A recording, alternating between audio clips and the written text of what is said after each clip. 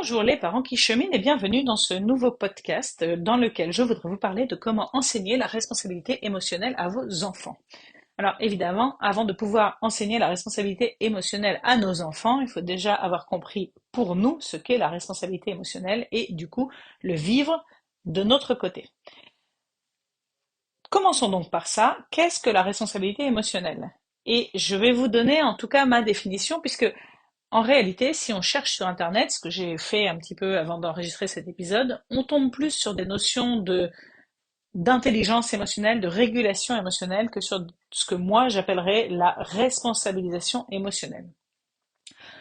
Quelle différence je fais entre ces deux termes-là? Le premier, l'intelligence émotionnelle ou la régulation émotionnelle, j'aime bien le terme d'intelligence émotionnelle, en tout cas dans ce cas-là, c'est le fait d'être ouvert justement au monde des émotions. C'est le fait de pouvoir être à l'écoute de nos émotions, de savoir les reconnaître, de savoir les accueillir, de savoir les traverser. Là, on est plus dans la régulation. Voilà, tout ce que globalement, on peut également appeler la gestion des émotions, ou en tout cas c'est beaucoup dit sur Internet, un terme qui est assez largement repoussé par les acteurs de l'éducation positive parce que gestion, ça sous-entend un petit peu contrôle et c'est pas ce qu'on veut faire. On veut pas contrôler les émotions au sens de les bannir, les repousser. On veut réellement les accueillir et savoir un petit peu les réguler, les traverser. Ça, c'est toute la partie intelligence émotionnelle, régulation émotionnelle. Dans la partie responsabilisation émotionnelle, responsabilité émotionnelle, il y a pour moi vraiment cette notion de responsabilité réellement, c'est-à-dire je suis responsable de mes émotions ou de mes sentiments. Je suis responsable de mes émotions, ça veut dire elles m'appartiennent à moi, j'ai un pouvoir dessus et l'autre n'est pas la cause de mes émotions. Et c'est de ça que je vais vous parler aujourd'hui, de cette responsabilisation par rapport à nos émotions. J'espère que ça vous inspire. Parlons un tout petit peu d'abord justement de cet enseignement de l'intelligence émotionnelle, parce qu'on ne va pas passer à la partie enseignement de la responsabilité émotionnelle si on n'a pas d'abord parlé un petit peu intelligence émotionnelle. Donc, ça commence par là, et je le dis au passage pour ceux d'entre vous qui n'ont pas déjà travaillé sur l'intelligence émotionnelle, commencez par là. Il y a beaucoup de contenu sur mon site à ce sujet et je fais une petite dédicace en disant ça à Raphaël qui s'est mis récemment à écouter mes podcasts et qui donc a dû entendre celui qui date de novembre 2017 sur la négation des sentiments. Allez donc le voir, euh, il n'est pas obsolète et il parle bien de la tendance qu'on a d'habitude à avoir du mal à accueillir les émotions de nos enfants et comment on peut évoluer là-dedans. Donc tout le travail autour des émotions, autour de l'accueil des émotions, autour de la démarche pour aider nos enfants à reconnaître ces émotions-là, à en faire la différence, à savoir les exprimer, à savoir les traverser. Ça, c'est vraiment un travail qui est fondamental et qui peut changer non seulement la façon dont ça se passe, mais également votre relation avec vos enfants parce que ça crée une proximité de se mettre à s'ouvrir à ce que l'autre vit et également dans notre propre façon de parler quand on partage nos émotions. On vit dans une société dans laquelle la, le mot m'échappe, la vulnérabilité n'est pas toujours très bien vue et pourtant ça fait de nous des êtres vivants et donc ça crée une proximité tout autre. Et dans la famille en particulier, c'est précieux. Parlons maintenant de la responsabilité émotionnelle. Alors, qu'est-ce que ça veut dire cette responsabilité émotionnelle, comme je viens de vous l'expliquer? C'est vraiment, je suis responsable de mes émotions. Et ça, c'est une des premières choses qu'on aborde quand on parle des émotions, parce que prendre la distance entre c'est l'autre qui me met en colère, par exemple, et je suis en colère, faire la différence entre ces deux choses-là, ces deux formulations-là, c'est pas anodin et ça va réellement créer autre chose dans la relation. Si je considère que c'est l'autre qui me met en colère, je le rends responsable de mon émotion et je n'en prends pas la responsabilité de mon côté. Pourtant, je suis responsable de mon émotion. Et je sais que c'est parfois difficile à entendre, en tout cas au départ, parce que on vit des situations dans lesquelles régulièrement il y a des circonstances qui sont à l'extérieur de nous, qui nous mettent en colère justement. On a l'impression qu'on n'a pas la main là-dessus, que c'est pas nous qui choisissons, ce sont ces circonstances-là qui font qu'on est en colère. Point. Donc non, c'est pas moi qui suis responsable. Et pourtant, la meilleure façon de se rendre compte que ça vient de moi, c'est que on peut tout à fait imaginer quelqu'un d'autre dans la même situation qui réagirait de façon complètement différente.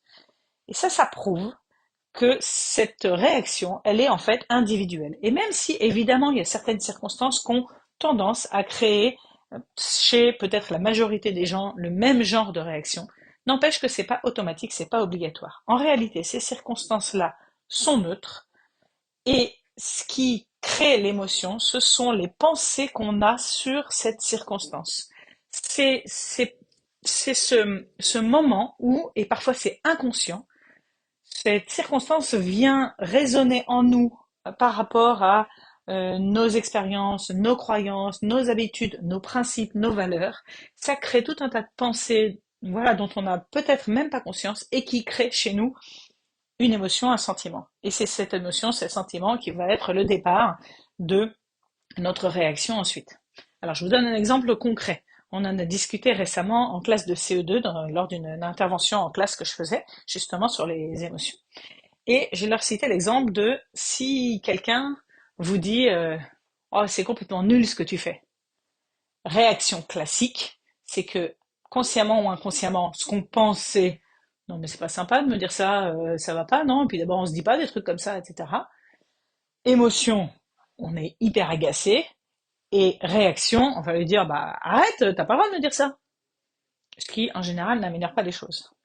Ok, c'est une possibilité de réagir comme ça et c'est souvent la plus classique. Et d'ailleurs, le problème, c'est que comme c'est la plus classique, c'est celle à laquelle on a été le plus exposé et donc c'est par rapport à ce genre de réaction que se sont créées le plus de connexions dans notre cerveau, c'est ce qui va nous demander zéro effort à adopter et donc ça se renforce en fait. Plus on voit ce genre de réaction, plus on adopte facilement ce genre de réaction et plus on répète et ça s'ancre encore plus.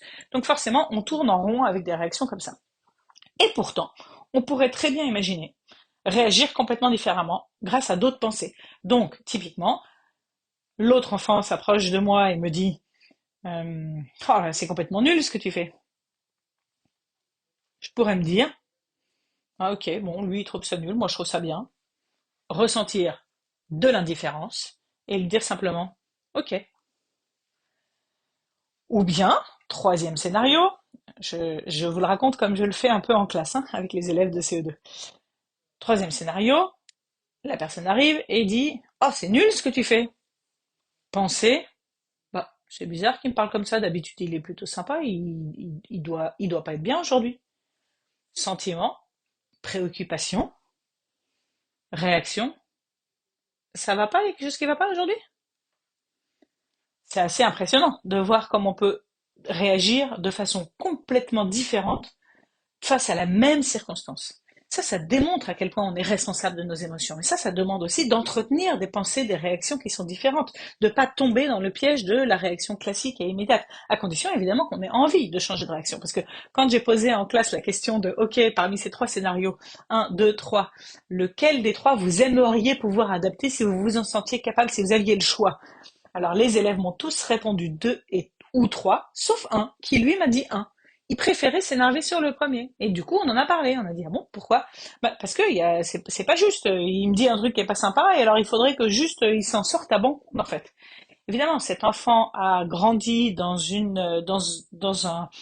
un contexte dans lequel on considère, et ça c'est vrai pour nous tous globalement, ça demande de revisiter un peu nos croyances, y compris celles qu'on a reçues sans même s'en rendre compte. Euh, dans une ambiance dans laquelle quelqu'un qui fait quelque chose d'inapproprié, il devrait être puni. Et donc, cet enfant considère que si quelqu'un parle de façon désagréable à l'autre, bah, il devrait être puni et donc subir la colère en retour plutôt qu'il lui arrive rien du tout.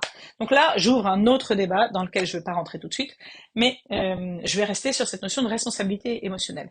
Ce qui est magique avec cette responsabilité émotionnelle, c'est justement le fait que du coup, ça ouvre des choix, ça nous redonne le pouvoir. Au début, c'est un peu difficile à admettre parce que quand l'autre se comporte de façon inappropriée, en tout cas selon notre jugement, et qu'on se dit oui mais t'es responsable de tes propres émotions et donc c'est toi qui finalement te mets en colère et t'as le choix de pas te mettre en colère, etc.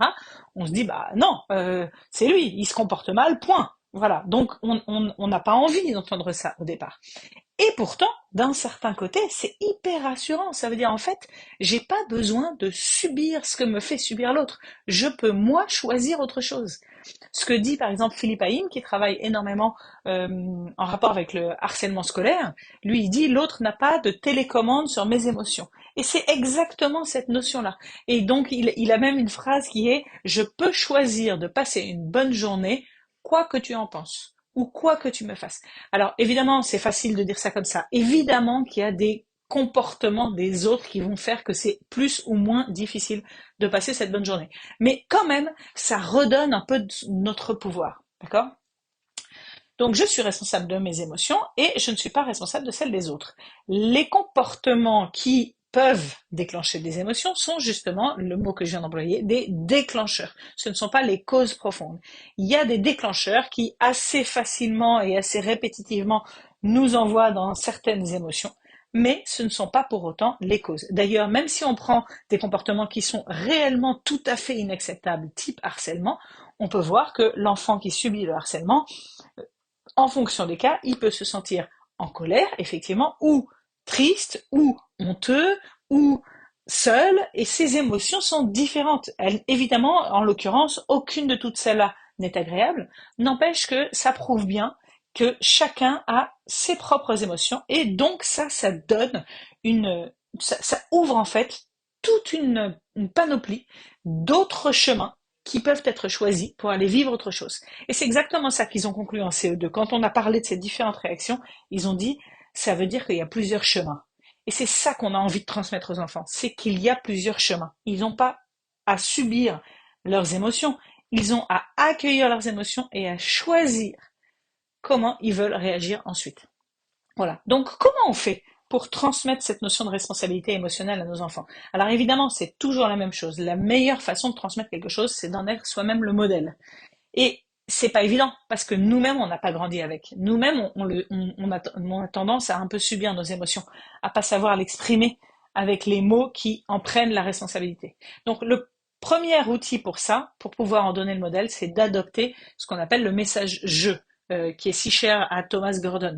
C'est je parle de moi en prenant justement la responsabilité de mes émotions. C'est également ce qu'on voit en premier quand on fait de la communication non violente, le côté responsabilité de mes émotions et parler de moi et de ce qui est vivant chez moi. Donc c'est vraiment faire la différence entre le fait que quand un comportement nous pèse, on va pas dire vous êtes insupportables les enfants, mais on va dire j'ai du mal quand je vois ça parce que moi j'aime bien ta. Et ça change tout parce que du coup c'est moi qui prends la responsabilité de mes émotions. Et entre parenthèses, ça ouvre d'autres solutions.